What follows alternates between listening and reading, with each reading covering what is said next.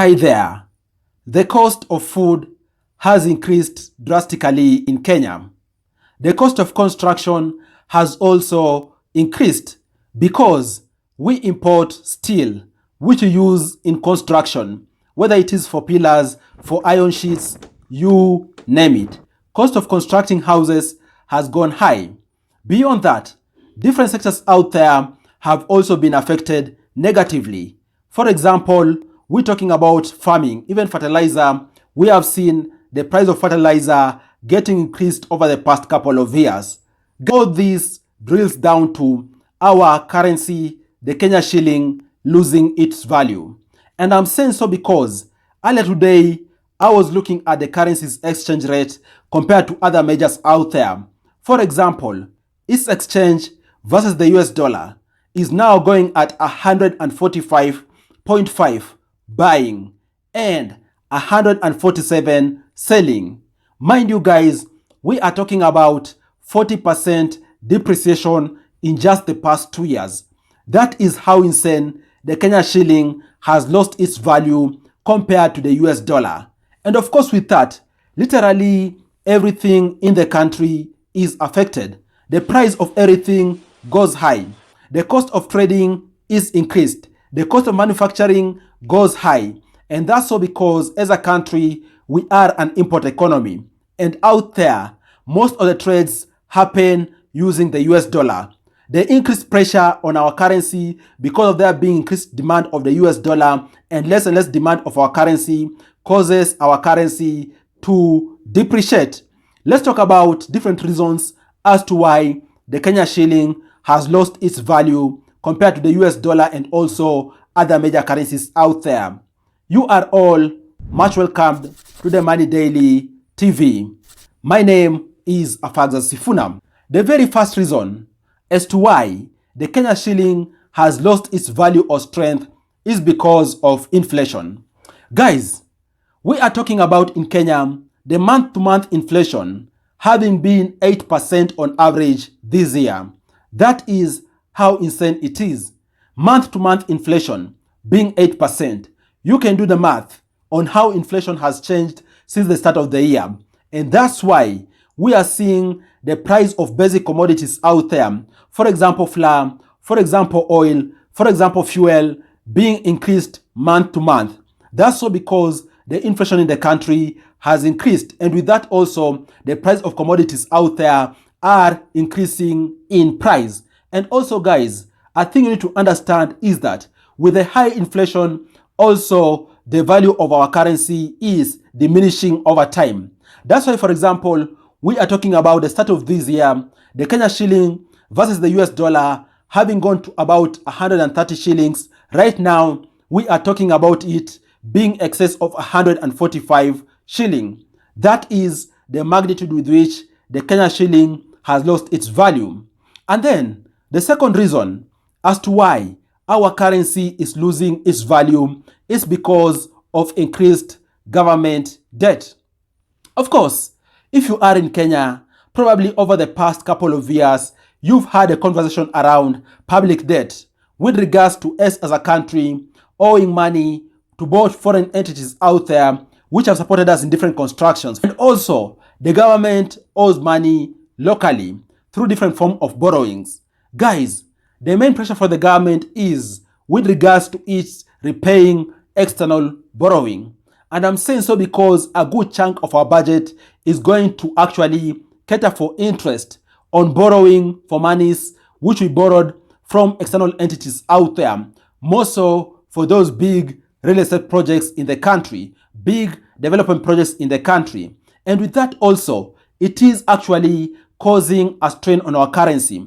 And think about it, even for basic domestic debts, guys, in case the government decided to print money to cater for domestic debt, is actually gonna be counterproductive. And I'm saying so because in case it prints money, it's gonna mean that actually the currency of the country is gonna be devalued more and more, in essence causing it even to depreciate further. That is the fix in which the government is, and that's why we are seeing, for example, the government trying to look for other avenues out there, like for example going very hard on taxation to try and raise money to cater for maturing debts out there.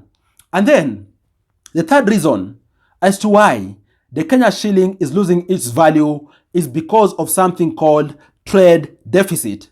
And by the way, trade deficit is really working against us in Kenya. And I'm saying so because us being an import economy, that tells you that guys will literally import almost everything out there. For example, medicine. For example, steel for construction. For example, petroleum products. You name it. We are heavy on importation, and unfortunately, our net exports are not actually checking off the value of the imports. And with that, what it basically means is that given international trade happens in the US dollar or even so in other majors out there for countries where we import from, it means that the currency demand for those major currencies out there, for example, the US dollars, is actually increasing, and the demand for the Kenya currency is going down because of the net trade deficit being on the import side. And with that, guys, it means that our currency is continuously becoming less and less attractive, which in essence is causing it to get devalued. That's why we are seeing, for example, the major currencies out there increasing in value or appreciating compared to the Kenya shilling. And then the fourth reason as to why the Kenya shilling is losing its value is something called interest rates differential. What do I mean? By the way, sometime this week, the Central Bank of Kenya Governor, Dr. Thuge, warned the MPs against thinking about capping interest rates in the country. And that's actually because the previous cap which happened during the time of COVID negatively affected our country. In the short term, it looked like a good rescue measure for Kenyans out there to be able to access money, for businesses to be able to access loans, you name it. But in the grand scheme of things, in international trade, it really impacted us as a country.